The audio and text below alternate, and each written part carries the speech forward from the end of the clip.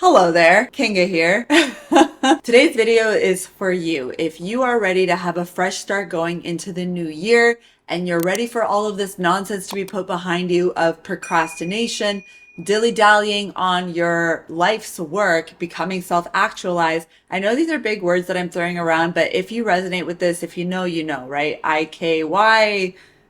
If you know IYKYK, that's the one. There's nothing worse than knowing that you need a change and for some reason not doing it. Whether it's this inner resistance, whether it's perhaps a victim mentality, maybe it's just obstacle after obstacle that you continue to encounter. And yet, in spite of all the times that you felt decisive and resolute in making that change that you seek, here we are. It's the end of the year and you still haven't done it.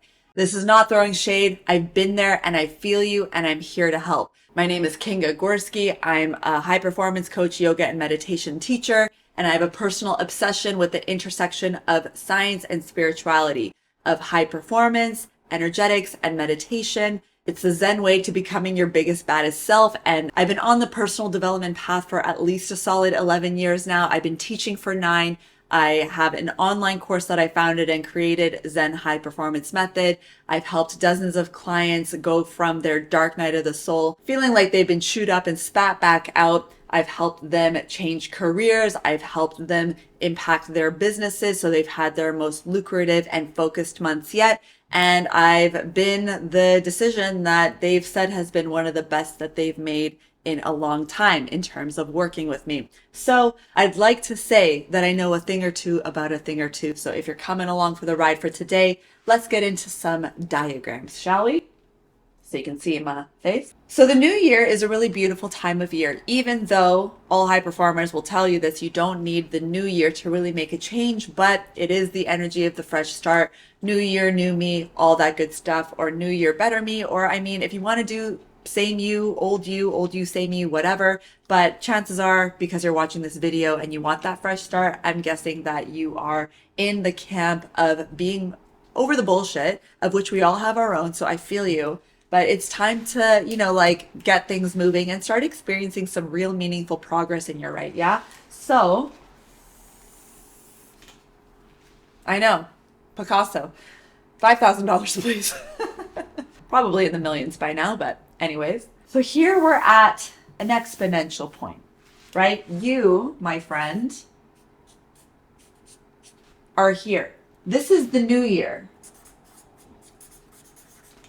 And really, even if you're watching this at some point down the road and it's not the new year, still applies. You're at this point where a change is brewing. You feel the winds of change at your back. And are you going to have like a little cape that catches the wind and takes off? Well, I'd like you to be the superhuman that I know you are. So let's keep it going. So essentially, what has led you up until this point is no longer working. It's maybe served you for a period of time. Yes, lessons have been learned, milestones have been reached, but you know there's so much more potential within you, within this great, big, beautiful heart and spirit and brain full of amazing ideas. Let's give you a smile. Perfect. 2 eyes.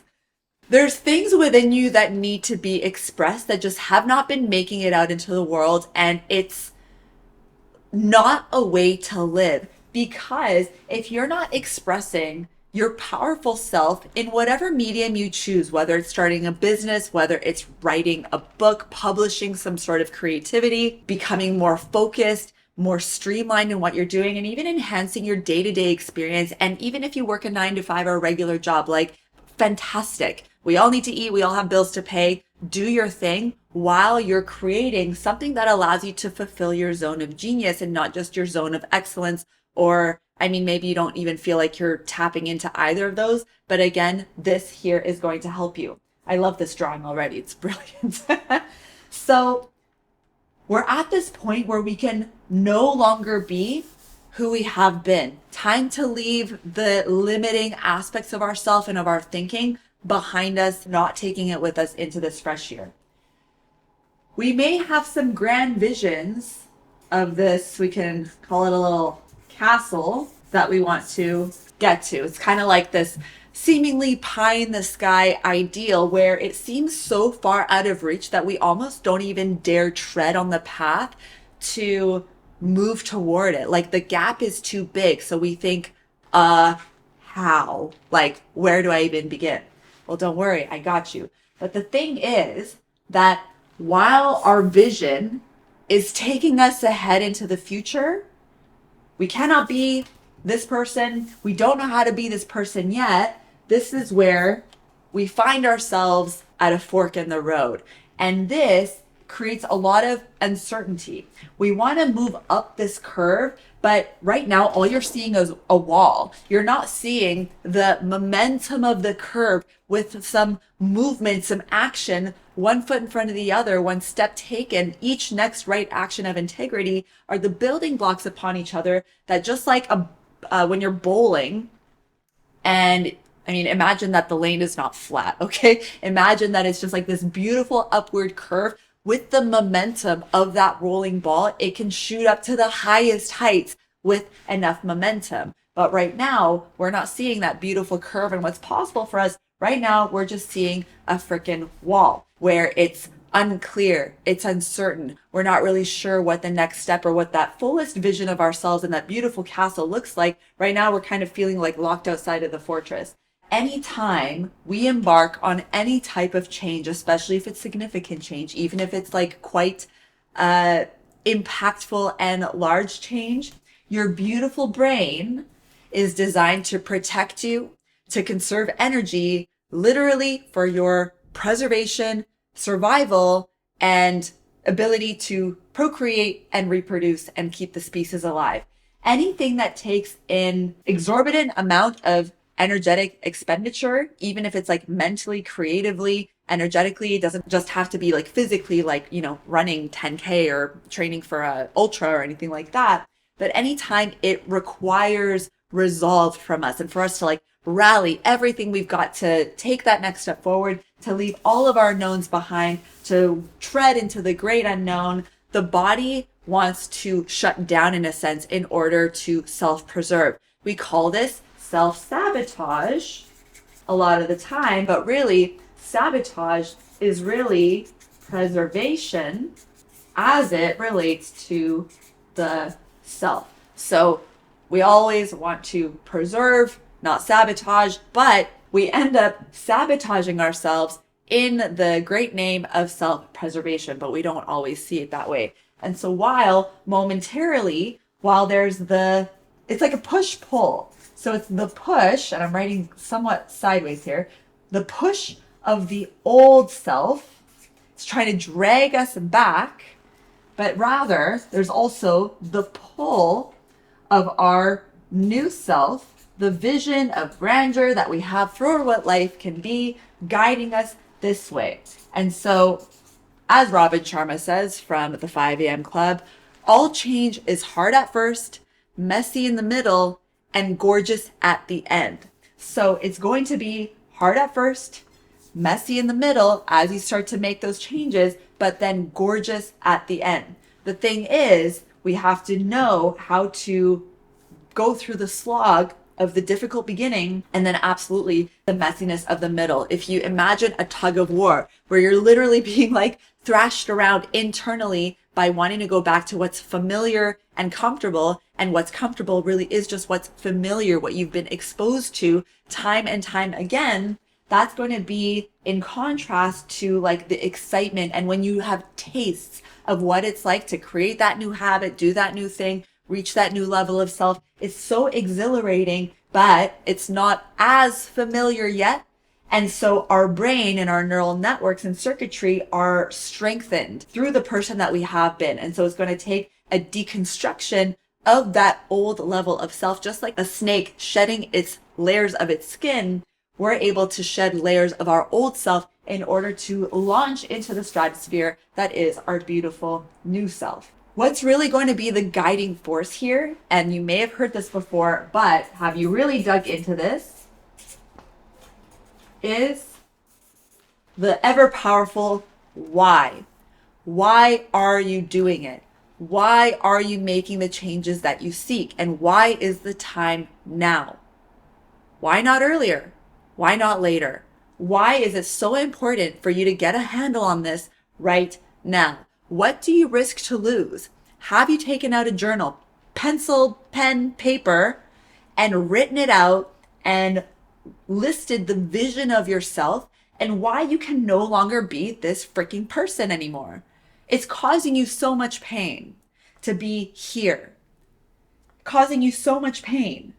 And honestly, the yearning and the constant gnawing and nagging of your thoughts, of your higher self, wanting to guide you into this person, the yearning and the anxiousness is going to be so much worse over the long term than the discipline and the effort it takes to do this thing.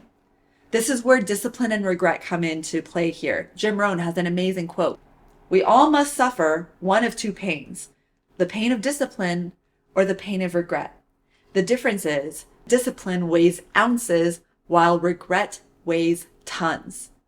Can you imagine yourself being at 80 years old, looking back on your life and knowing that you're completely out of time, wondering, what if I had taken that chance? What if I had summoned the courage to launch myself up this exponential curve, even though I can't see the next couple of steps ahead of me yet, but I can take that first step. And the funny thing is about taking that first step is that, as Rumi said, as you walk on the way appears. It's one of those crazy phenomena that as you just start to move, easy, ask questions, connect with people, next move, talk to people, ask questions, execute, next move, the way literally reveals itself to you. And it'll be so clear where it was once unclear. Once you have your why, you need to know your external and internal motivators. Feel free to take notes along for the ride because this is already looking like a beautiful multi-million-dollar piece of art. I know. Most people think first about external motivators. When we think of what does it take to be motivated?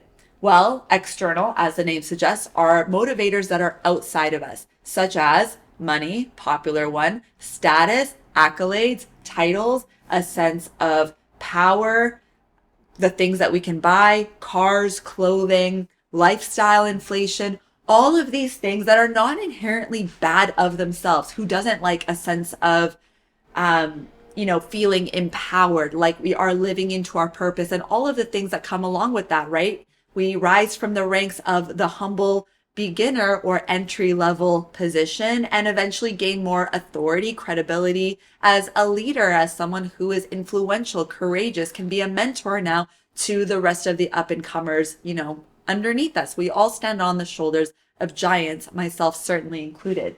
With that said, external motivators will only take us so far because they are fleeting.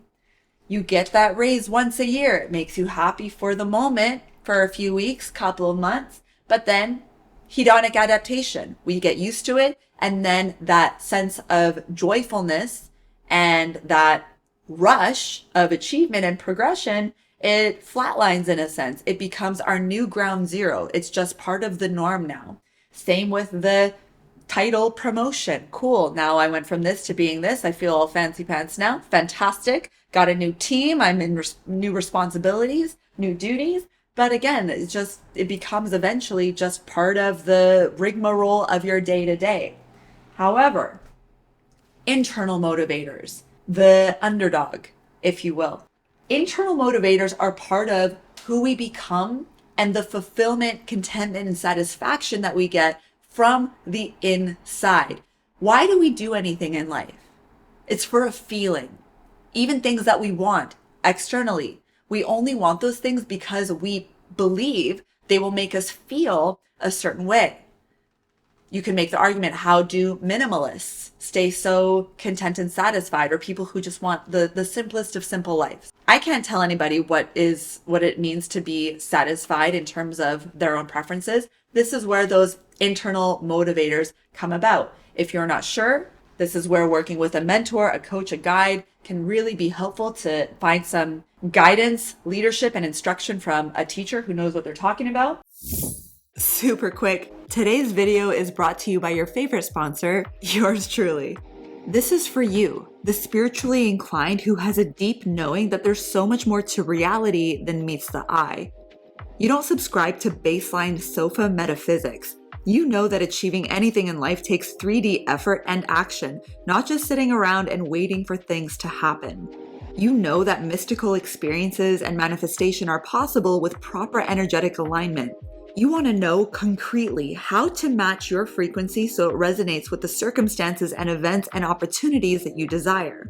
You are smart and creative and want to be taken seriously. Ultimately, you want options for your life because you've been working hard and by now you deserve to have that, don't you? If this is speaking to you, this found you for a reason. Consider this your exclusive invite to check out my signature online program, Zen High Performance Method. And if you want a teaser of what you can expect in the program, I created a free masterclass just for you on the 4 energetic keys to supercharge your goals and manifestations, specifically for spiritual entrepreneurs, wellness professionals, and holistic practitioners to help you smash through subconscious blocks, create a new reality for yourself, and stop being your own worst enemy. Everything you need is in the description below, and I'm excited to see just what you create. Now back to the video. What do internal motivators look like and feel like? Again, this is a purpose that I feel I need to fulfill by taking the hero's journey, as Joseph Campbell calls it.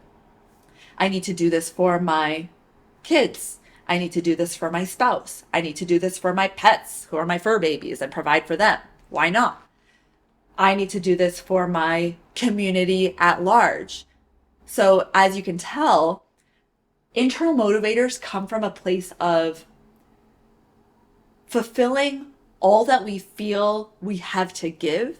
It comes from a place of self-actualization and also a place of giving, service, contribution, collaboration, and self-transcendence, moving beyond the self and then sharing and helping to others, with others, for others, all that we've gleaned over our journey here. And once you have a dial-in of your motivators, particularly your internal motivators, but certainly your external motivators as well, you're going to be able to remind yourself why you're doing this. So anytime your brain makes you feel fatigued, exhausted, doubtful, imposter syndrome, any of these things, which really we need to remind ourselves just how capable we are. And that's how we build competency, in fact, anyways, is by having the courage and the confidence to go for those things and become more capable. And through the evidence that we experience firsthand by learning those new skills, building those competencies, showing ourselves just how capable we really are, that's what feeds into that competence confidence loop. And we start to feel more confidence, therefore more courageous to continue taking action and then finding that momentum all the way to that beautiful doorway of our castle, our little pie in the sky. As you continue to walk on the way and the way appears, you start to disintegrate the old habits that once made up that version of you that you no longer are. Really, again, we always will take the best parts of who we are along for the ride. This messy in the middle phase is habit installation, where you start to install new habits that are going to make up that new person of who you are. So from Robin Sharma, we're going to talk about the HIP, Habit Installation Protocol. If you divvy it up into 3 sections, you may have heard that it takes an average of 21 or 28 days to start and lock in a habit. No, absolutely not. Studies have been done that show it is an average, let's go up here, an average of 66 days for a habit to get dialed and locked in before we reach the apex, if you will, of what's called the automaticity point. So the automaticity point is where it becomes automatic, where a new habit that you're trying to set in for yourself becomes so second nature that it's actually easier to do the damn thing than to not do the damn thing. Like when it's easier to just go to the gym and exercise and be free of yourself, of just your self-loathing at home, kicking your ass. Why aren't you going to move your body? It's easier to just pack your bag and go than it is to actually stay at home because you feel so restless and it's just not part of your new identity. It's easier to do it than to not do it. So if we were to break this down, 66 in 3 chunks is 22 days per segment. Now, of course, depending on what the habit that you need to break or destruct is, it may take you considerably shorter or it might take you considerably longer. I think on the shorter end, a couple weeks versus on the longer end, 3/4 of a year. It all depends, of course. And sometimes, especially when it comes to like addictions and compulsions and things like that, this is not that. That takes a different level of practice, therapy, and support. Ongoing, of course. Some of these things can be lifelong. This is general habit destruction, installation, and integration. So on that note, phase 1 is your habit destruction. Stage 2, habit installation, starting to install just like an app in these digital times. And stage 3 is habit integration, where it becomes second nature, it's integrated, it's just a part of who you are. Beautiful, blissful point where it's automatic, your automaticity point. And so average of 66 days. Now, to know how a habit is set, when you're doing the new habit, at least 85% of the time, sure, there may be times where you slip or you have an off day or you procrastinate or, the day just kind of gets away from you or you feel like kicking your feet up a little bit, welcome to humanity. But this is about Zen high performance, right? We're not grinding. We're not like burning the candle at both ends, risking burnout, panic attacks, having to self-medicate and all that just to get the job done. No, this is the progressive way to just fucking knock it out of the park. 85% of the time, we're doing it all the time. So when you're doing your new habit for an average of 85% of the time, that is your cue that you've dialed it in enough that you've reached the automaticity point, which is pretty sweet. So in the brain, a little science for you. There's a process called myelination. So if you imagine your nerve, so we have a little neuron, it's got its axon, which is the sort of tail, if you will. And then it's got its little synapses, its connections. And then when there's another nerve in the brain, another axon. And so this is nerves firing together, wiring together. They're syncing and linking. And so of course this happens all throughout the brain. The way that we are, the person that you are right here, right now, it is a set sequence of active firing neurons in your brain. They're the basic cells of the brain and of the heart. The beautiful thing is that this wild network of pathways, we can build new ones and we can destruct by choosing to do different things, new things. We can weaken the existing pathways that are occurring. So yes, that is the most challenging part, is just to relinquish and soften and weaken the grip of those existing neural pathways firing, but it is possible. And so first and foremost, know that it is possible, okay? Anytime it feels hard, know that it is always possible to change.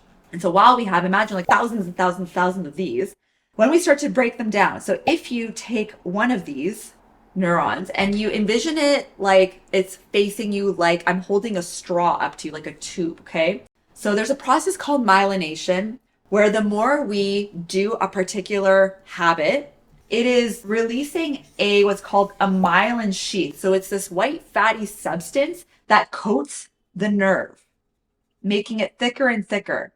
And what this myelin sheath does is it protects the electrical signals, the impulses that are going from your brain every time we make a decision. They're running through these neuron axons. So we make a decision, ping, ping, right? Firing and wiring. So it's a way that our neurons communicate with each other to instruct us to execute on this particular habit, behavior, pattern, etc. So the more we do it, the more this myelin sheath, this white fatty substance, is coating your nerves. And what this coating does is it protects the signal from escaping. So it's 3,000 times more efficient for that electrical impulse, the thought, the decision, the action to link from one nerve to the other for us to actually do the thing. So that bad habit that you have, if you have one, very thick myelin sheath that's protecting and preserving that behavior at present. But when we decide to do a new action set, a new habit, a new behavior, I know they're not the same size. I never said I was a great artist. Bear with me here. New habit, no myelin sheath, none whatsoever. So let's say if you have, again, two neurons and they're already tied to different pathways, but let's say they're like close. So you start doing a new behavior, setting a new pattern of the person that you want to become.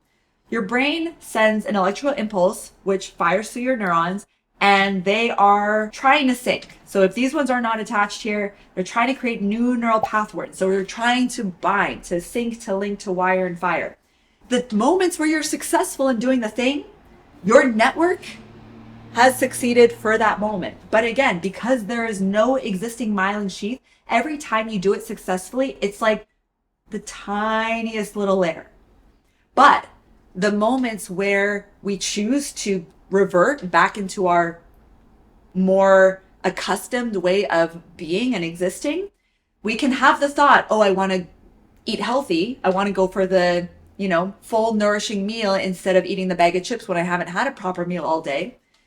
The days we're not successful, that electrical impulse, that signal escapes. Like it doesn't transition and transfer to the rest of your neural pathways. So it just like dissipates basically. And so there's no myelin sheath, meaning it's very weak. It's not fortified. But the more that we can envision ourselves, feel into that new person of ourselves and practice diligently, it's a Japanese proverb. You fall down 7 times, stand up 8. Regardless of how many times we may fail, try again. Eventually, it'll start to stick a little more, a little more, a little more. And then the more that you start to do it, the less you start to do this one. This myelin sheath, as it is not being used, as it's not being executed on and fired upon in your neural network, this is now getting fortified. This new neural pathway is now getting strengthened. This is how we start to move from that habit destruction phase into the installation phase where, sometimes it works, sometimes we succeed, sometimes it doesn't, sometimes we fail, but that's okay. Fall down 7 times, stand up 8. And then your integration point where it becomes easier to do the new thing, where you're doing it 85% of the time, easier to do than to not do, as your point of automaticity, where it's automatic, new standard, that is where you know that the habit is now starting to be integrated versus, being back here. So old, new. You are now in the fortress, standing up here, being the king of the castle with all of your great ideas, your awesome cape flying in the wind, and you can bring all your friends to have a great party with you. So newness only can be created in the unknown, in the uncertainty. If you want anything great for your life, you must summon within you the courage to leave or to minimize what is no longer working for you. Only you can decide what you leave behind, who you leave behind, who you limit contact with, what you do less of, what you do none of, what you do more of, what you pour your heart into. But this, the hero's journey, will be one of the greatest gifts you ever give to yourself. So if you're ready to stop living a lukewarm existence, if you want to feel vibrant, zest for life, passionate, a sense of progress, like you're living your purpose, like everything that you're doing has meaning while also being like chill, enjoying life as is, being grateful and having appreciation, immense thankfulness for everything that is now, even in the continuation as you strive for more. So you feel this steadfast sense of contentment and groundedness in who you are as you become this elevated, more fulfilled and potential driven person, but just in a way that feels good, that feels calm, that feels peaceful, that feels exciting and invigorating, you're invited, my friend. Check out my online course, Zen High Performance Method. I would love to connect with you and help be the next guide in your next leg of your hero's journey. I'm a firm believer that there are no small accidents in the universe. There are only synchronicities and no coincidences. If you found your way here, you found this for a reason. So check it out. As always, all the links that you need are down in the video box description below. A link to Zen High Performance Method, a link to my online booking calendar where you're able to schedule your free value call with yours truly. I also have a free masterclass that I created just for you that you're able to get instant access to and download now. Everything again you need is down below. I hope to connect with you soon. And I would love to know, what are you ready to leave behind in this year? And what are you excited to undertake in the year to come? Also, if you're not quite sure, I'm here to help. This is what this video is for, and I look forward to connecting with you so soon. But until our next one here, I hope this was helpful and helped you along your journey, at the very least to take that bold next first step. And I'm excited to see just what you create. See you in the next one, and peace.